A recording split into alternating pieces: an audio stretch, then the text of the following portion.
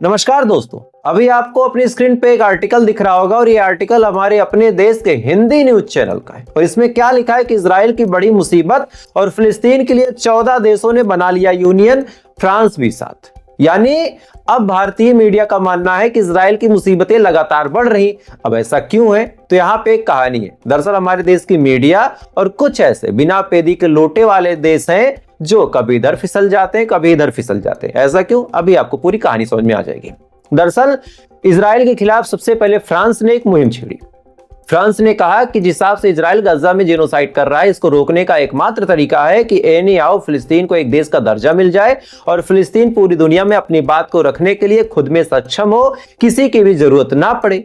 ये बात जब फ्रांस ने बोली तो बात कई लोगों के समझ में आई। सबसे पहले जर्मनी के समझ में आया, उसके बाद नीदरलैंड भी मामले में कूद गया, उसके बाद यूएन भी कूद गया, उसके बाद यूके भी कूद गया, धीरे धीरे और अलग कंट्रीज कूद के, और अब इसमें ऐसे लोग कूद रहे हैं, ऐसे देश कूद रहे हैं जो कभी इजराइल और अमेरिका के बड़े खास हुआ करते थे। जैसे कि आज कनाडा इस पूरे मामले में कूद गया। कनाडा वही देश है जो अब तक अमेरिका के खिलाफ चंद दिन पहले तक लड़ाई लड़ रहा था।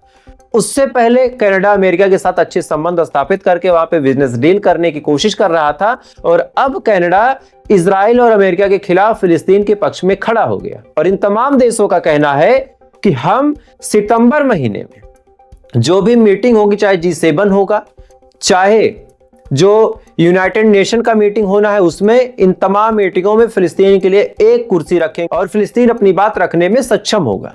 अब ऐसा क्यों है?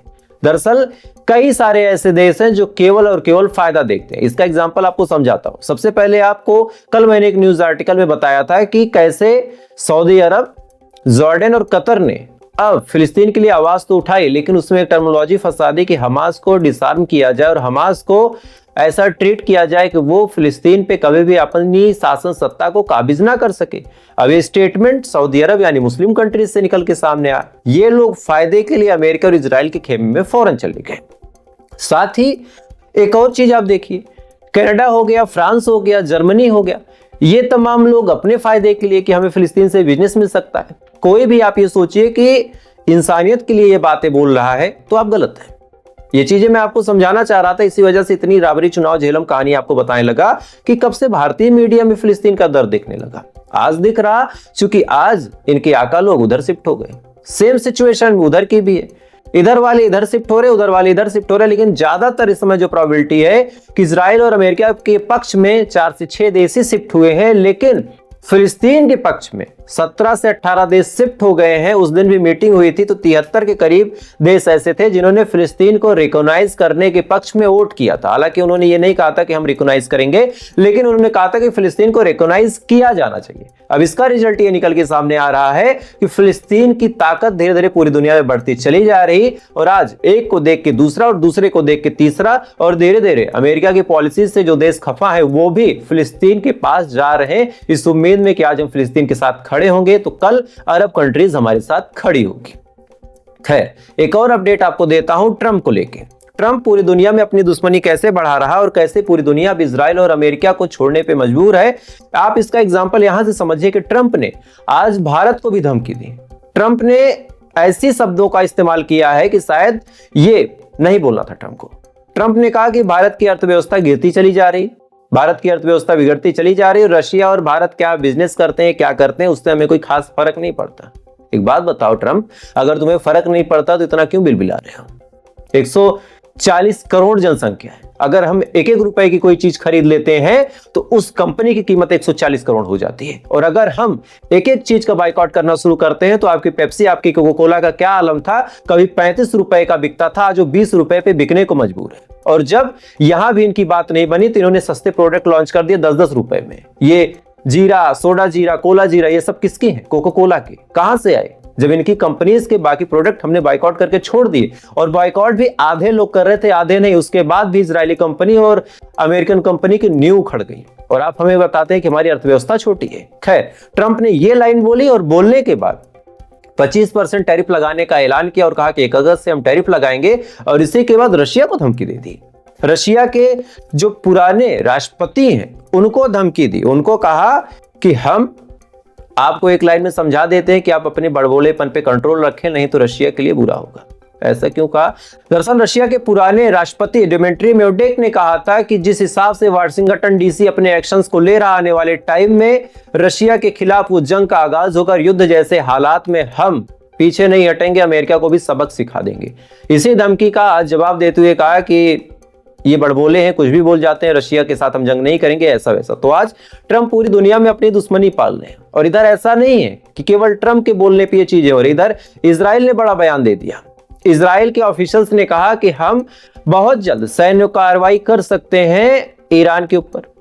अब ये स्टेटमेंट जब निकल के सामने आया, इसी के बाद क्या हुआ वो आप समझिए। इस समय ईरान के रेवोल्यूशनरी गार्ड के जो स्पोक पर्सन है अली मोहम्मद नाइनी, इन्होंने आज प्रेस कॉन्फ्रेंस करके ऐसी धमकी दी है कि इस धमकी को सुनने के बाद इजराइल के पैरों तले जमीन खिसक गई है।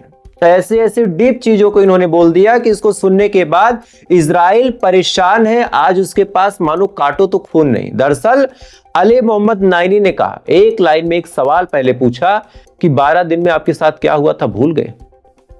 12 दिन में हमने आपकी क्या हालत बना दी थी, आप ये चीज भूल गए?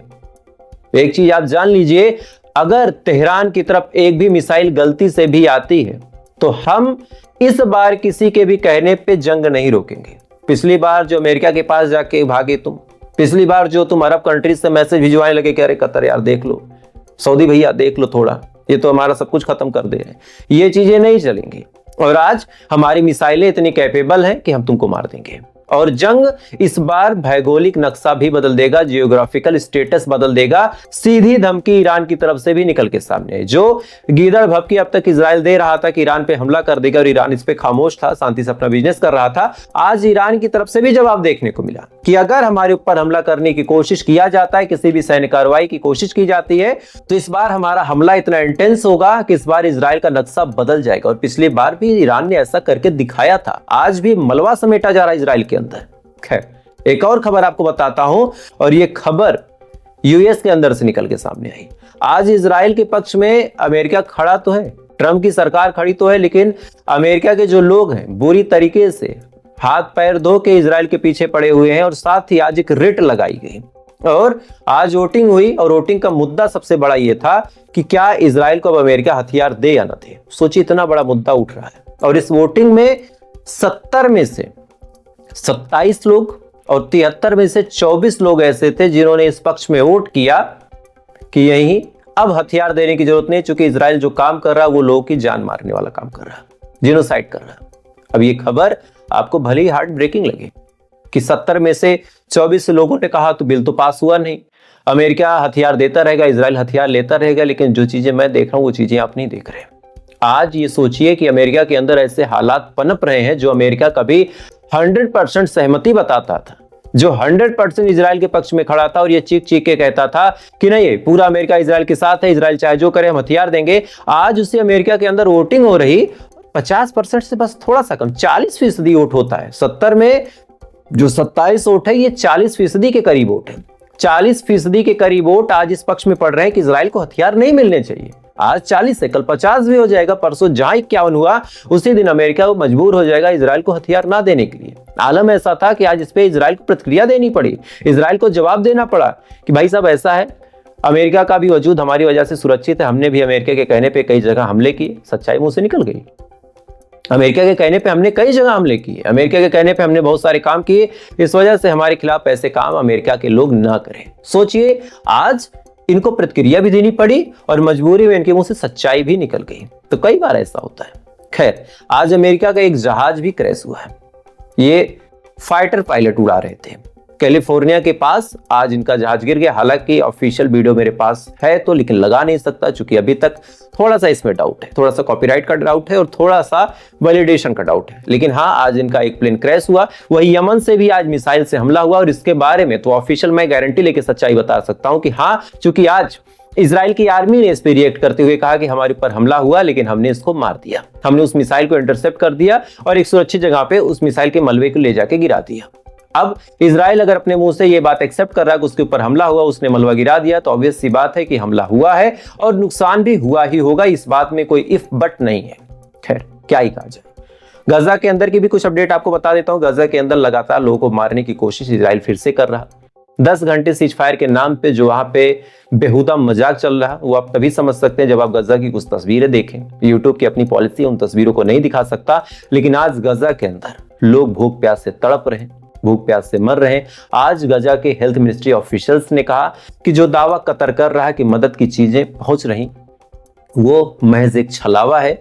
और एक सवाल है कतर से कि अगर मदद की चीजें सच में आ रही हैं तो फिर बीच में गायब कहां हो रही हैं? आप बताते हो कि 500 ट्रक 1000 ट्रक डेली एंटर कर रहे हैं, तो गजा के अंदर 50 ट्रक भी क्यों नहीं पहुंच रहे? क्या बीच में कोई जिन्नात उनको उठा ले जा रहा, या फिर महज पूरी दुनिया की आंखों में धूल झोंकने के लिए ये कतर का एक प्रोपोगेंडा है इजराइल के कहने पे कि हाँ मदद की चीजें वहां पे पहुंच रही?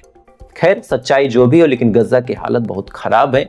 आप लोगों से रिक्वेस्ट है कि आप लोग गजा के बच्चों के लिए, वहां के मजलूमों के लिए, बड़ी तकलीफ देने वाली न्यूज कल निकल के सामने आई थी कि 60,000 के करीब गर्भवती महिलाएं थी, प्रेग्नेंट औरतें, उनकी जिंदगी आज दोबारा 60,000 माओ के पेट में 60,000 बच्चे, जोड़ा जाए तो 120 यानी 1,20,000 लोगों की जिंदगियां किस हिसाब से, किस दर्द में है। आमतौर पे हमारे यहाँ कोई महिला प्रेग्नेंट हो जाए हम उसको काम तक नहीं करने देते, लेकिन 60,000 महिलाएं ऐसी हैं जो अपने पेट में, अपने कोख में एक बच्चा लिए दर बदर भटक रही। और ये फिलिस्तीन का ऑफिशियल स्टेटमेंट अब आया है, क्या ही कहा जाए। खैर, तो धीरे धीरे तमाम देश इजराइल के खिलाफ खड़े हो रहे हैं, कुछ अमेरिका की नीतियों से परेशान होकर, कुछ अपने स्वार्थ में, लेकिन वजह कुछ भी हो, लोग खड़े हो रहे हैं। खैर, तो आज की बड़ी खबरें थी। इन खबरों के बारे में आपकी क्या राय है कमेंट कीजिएगा। वीडियो अच्छा लगा लाइक सब्सक्राइब करके अपना प्यार दे सकते हैं। बाकी थोड़ी देर बाद आपसे फिर मुलाकात होगी इजराइल, फिलिस्तीन, लेबनान सहित पूरी दुनिया की खबरों के साथ। तब तक आप अच्छे रहें, खुश रहें, ऊपर वाला आपकी हिफाजत करें।